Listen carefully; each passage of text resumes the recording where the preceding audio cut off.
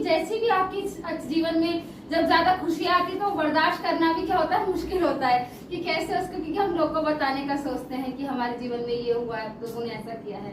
कहने का मतलब ये है कि यहाँ यूहन्ना बताना चाहता है जब ये वचन कह रहा है कि यहाँ पर प्रभु यीशु मसीह अब जाने पर है, उनका क्रूसिफिक्स जैसे यूहन्ना अपने हिसाब से लिखता है, अपनी सोच विचार से, और यहाँ पर प्रभु यीशु मसीह जाने पर, और काफी सारे उनसे प्रश्न होते हैं प्रभु यीशु मसीह के विषय में, क्योंकि प्रभु यीशु मसीह अब आगे चल करके यहाँ पतरस का भी इनकार हो चुका है, और इतनी चीजों के बावजूद प्रभु यीशु मसीह बहुत ज्यादा डिस्टर्ब है यहाँ पर।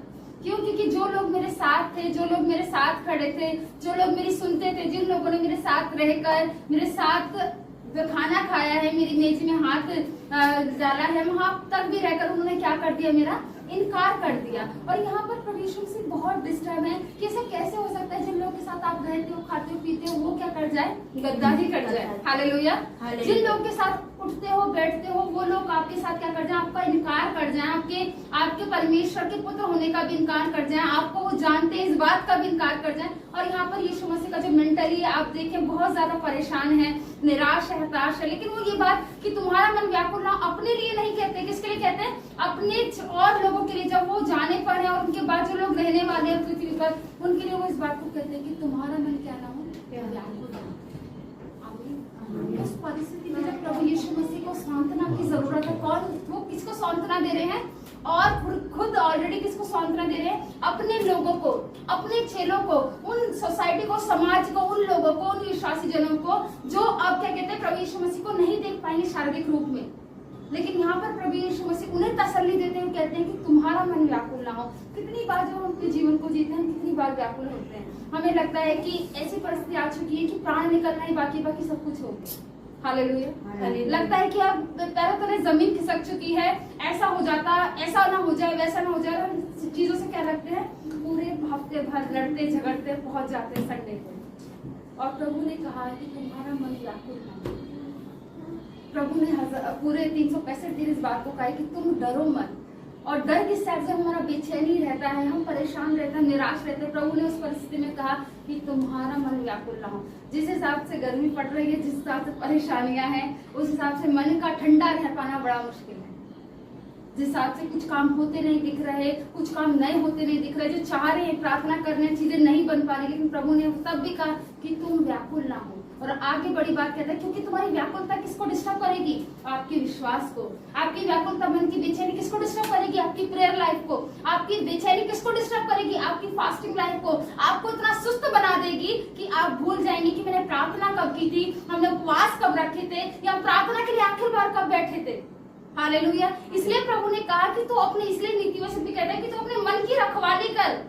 हालेलुया। उस मन को तू इतना आनंद और हर्ष से भरकर रख कि उसमें कोई भी सुस्त या कोई व्याकुलता बैठकर प्रभु के विश्वास को खराब ना करने पाए। जो विश्वास का दान प्रभु ने दिया है आपको, वो खराब ना करने पाए। इसलिए वो कहता है कि तुम क्या मत हो, व्याकुल मत हो। और आज सच में प्रभु हमसे इस बात को भी कहता है कि तुम मत क्या ना हो, व्याकुल ना हो, तुम परेशान मत हो, तुम डिस्टर्ब मत हो, तुम प्रॉब्लम को आते देख निराश मत हो। क्योंकि आगे वचन बताता है परमेश्वर पर क्या रखो, तुम विश्वास रखो। आमीन। कितने लोग इस बात का विश्वास रखते हैं जो हम प्रार्थनाएं करते हैं वो पूरी होंगी। हालेलुया। हमें विश्वास है कि जो प्रार्थनाएं हम करते हैं वो कौन सुनता है, परमेश्वर सुनता है। क्योंकि आप किसके निर्जीव के आगे प्रार्थना नहीं कर रहे, उस सर्वशक्तिमान के आगे प्रार्थना कर रहे हैं जिसके खुद ब खुद कान खुदे हुए हैं। हालेलुया। जहाँ जिसका खुद का पूरा सुनना सूंघना जैसे किसके जैसा है, मनुष्य के समान है। इसीलिए उसने इस बात को कहा कि तुम्हारा मन क्या ना हो, व्याकुल ना हो, परमेश्वर पर भरोसा रखो। और उसी के साथ कहता है कि मुझ पर भी विश्वास रखो। आमीन। क्योंकि आधे लोग डिस्टर्ब थे कि प्रभु यीशु मसीह की ओर से परमेश्वर की ओर से प्रभु यीशु मसीह आए हुए भी हैं कि नहीं। इसलिए उसने कहा कि अगर तुम उस खुदा पे भरोसा रखते हो तो उसके भेजे हुए वाले पर भी क्या रखो, विश्वास रखो। कि जो विश्वास है, सबसे बड़ा परमेश्वर ने दान दिया है एक विश्वासी को। अगर विश्वास ही नहीं है प्रभु पर, तो हमारे मसीह जीवन क्या है, पूरा खराब, खोखला। हम कह सकते हैं हम क्रिश्चियन है, लेकिन हम क्या है, विश्वास में नहीं है। आज प्रभु के जब हम इस धन्यवाद वचन को देख रहे, प्रभु का धन्यवाद करें प्रभु कि तूने अब तक मुझे क्या दिया है, विश्वास का आत्मा दिया है।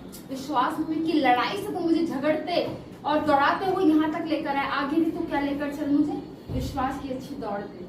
विश्वास का अच्छा आत्मा दे, ताकि और जो प्रार्थनाएं रह गई है करनी और जो विश्वास के साथ मांगना रह गया उनको गवाही के साथ में खड़ा होकर दे सकूं। आमीन। इसलिए प्रभु ने कहा कि तुम अपने मन को, आज हम कैसी बड़ी से बड़ी और छोटी से छोटी परिस्थिति खराब है हमारे जीवन में, प्रभु ने कहा अपने आप को व्याकुल मत कर, अपने आप को डिस्टर्ब मत कर, अपने आप को निराश मत कर, अपने आप को परेशान मत कर, क्योंकि तेरी परेशानी तेरी प्रार्थनाओं को रोकेगी, तेरी घबराहट तेरी दुआ प्रार्थना को रोकेगी, तेरी परेशानी प्रभु में विश्वास को डगमगाएगी। इसलिए प्रभु ने कहा तू अपने विश्वास को कैसा रख, मजबूत रख, व्याकुलता को हटा के विश्वास रख उस सर्वशक्तिमान पर जो सब कुछ करने में सामर्थ्य है, और उस प्रभु यीशु मसीह पर भी जिसको परमेश्वर ने अपने इकलौते के पुत्र के रूप में भेजा। आज अगर प्रभु हमसे कहना चाहता है कि हम विश्वास करें, तो सच में प्रभु का धन्यवाद करें इस बात के लिए कि प्रभु ने अब तक हमें विश्वास का आत्मा दिया, और प्रार्थना करें और विश्वास में हमें दुगने सामर्थ्य भरें, ताकि हम बड़ी और अद्भुत और अनोखी चीजों को होते अपने जीवन में।